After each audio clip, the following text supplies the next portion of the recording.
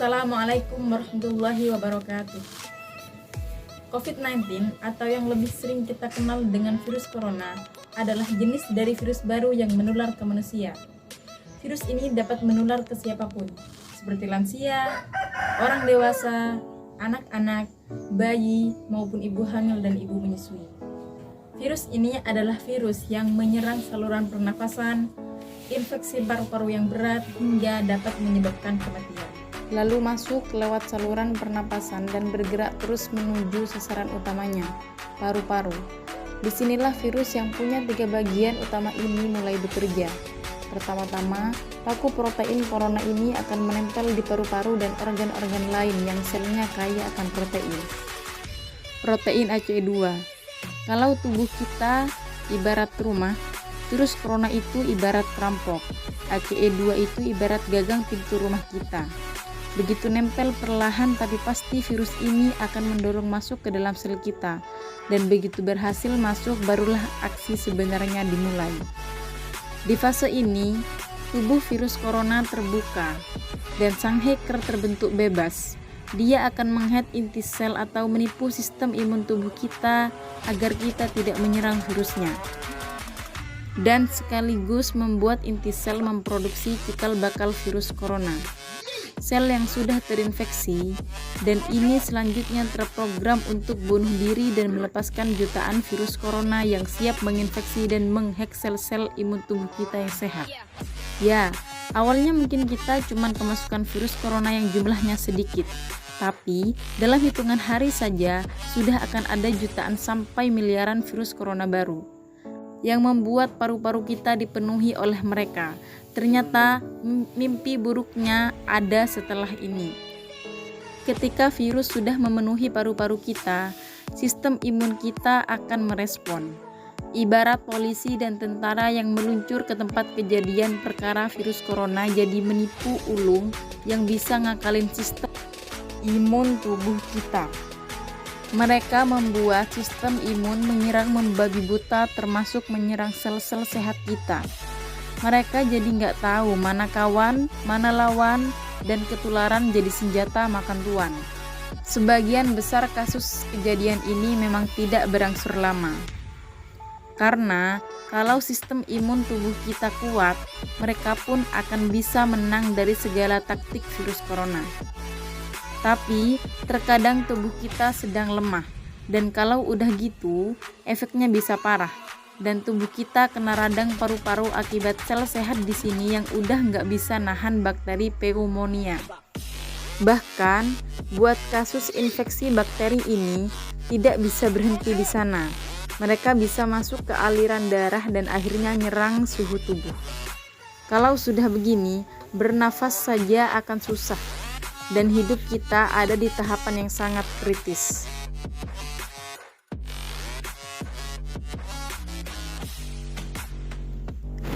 Virus corona ini pertama kali ditemukan di kota Wuhan atau Cina pada akhir Desember 2019. Virus ini menular dengan sangat cepat dan telah menyebar ke hampir seluruh negara, termasuk Indonesia, hanya dalam waktu beberapa bulan.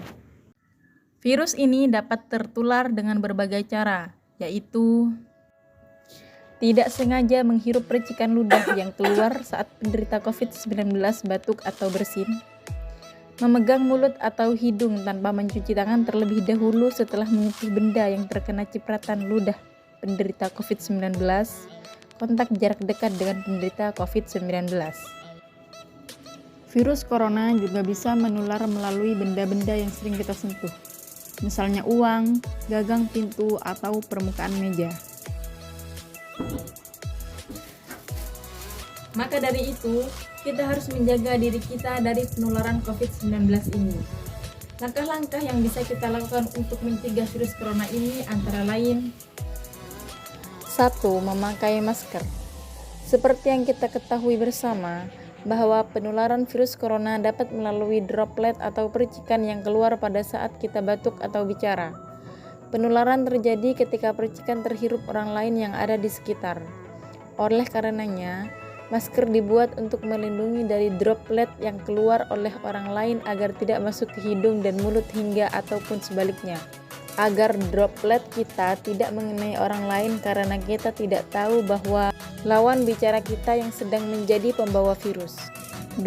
Mencuci tangan dengan benar. Mencuci tangan dengan benar adalah cara yang paling sederhana namun efektif untuk mencegah penyebaran virus COVID-19. Cucilah tangan dengan air mengalir dan sabun, setidaknya selama 20 detik. Pastikan seluruh bagian tangan tercuci hingga bersih, termasuk punggung tangan, pergelangan tangan, sela-sela jari, dan kuku. Setelah itu, keringkan tangan menggunakan tisu, handuk bersih, atau mesin pengering tangan. Setiap kali cuci tangan, jangan lupa gunakan sabun, karena air saja tidak cukup untuk menghilangkan bakteri. Kamu bisa menggunakan berbagai jenis sabun, seperti produk dari Dettol dan Lifebuoy. Selain membersihkan tangan, produk sabun tersebut memiliki berbagai varian aroma sedap. Masih banyak dari kita yang enggan mencuci tangan secara rutin, padahal banyak penyakit yang bisa timbul karena kebiasaan buruk tersebut.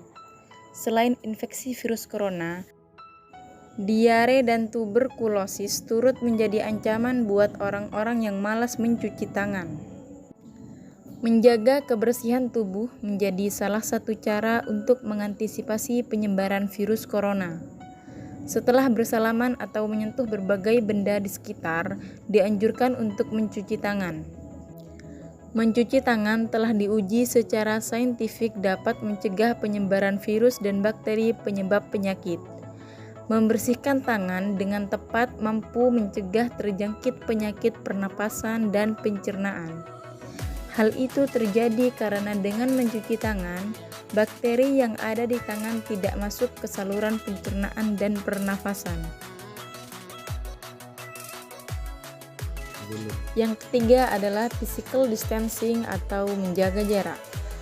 Physical distancing sangat penting untuk memerangi pandemi COVID-19. Khususnya selama belum ada vaksin yang berhasil ditemukan seperti saat ini. Kita harus melakukan segala upaya untuk sebisa mungkin menjaga jarak secara fisik untuk melindungi diri dan orang lain dari infeksi virus corona. Yang keempat adalah menjauhi kerumunan.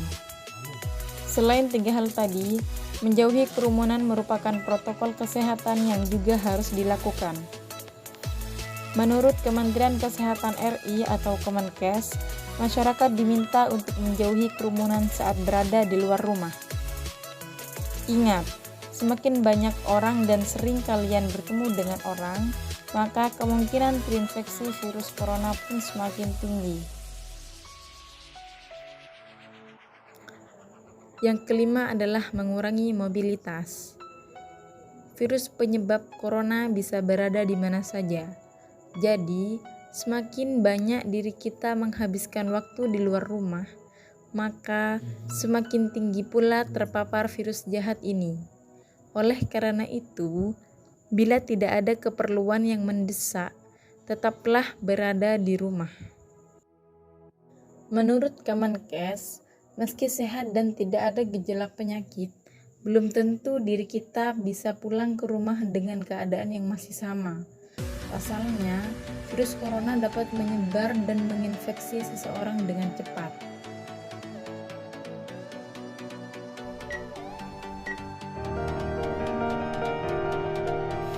Vaksinasi COVID-19 juga bermanfaat untuk menciptakan kekebalan kelompok atau herd immunity. Untuk mendapatkan manfaat vaksinasi COVID-19 yang satu ini, para ahli percaya dibutuhkan 70% dari populasi untuk divaksinasi. Apabila manfaat tersebut telah tercapai, maka aktivitas normal seperti sebelum pandemi diharapkan dapat kembali dilakukan. Beberapa orang mungkin merasa ragu atau enggan divaksinasi karena potensi efek samping yang ditimbulkannya. Namun, COVID-19 juga memiliki resiko kesehatan yang jauh lebih serius dan merugikan dibanding efek samping vaksin. Sementara itu, setiap orang yang mendapatkan vaksin COVID-19 akan memperoleh banyak manfaat. Salah satunya adalah penurunan resiko mengalami gejala COVID-19 yang parah.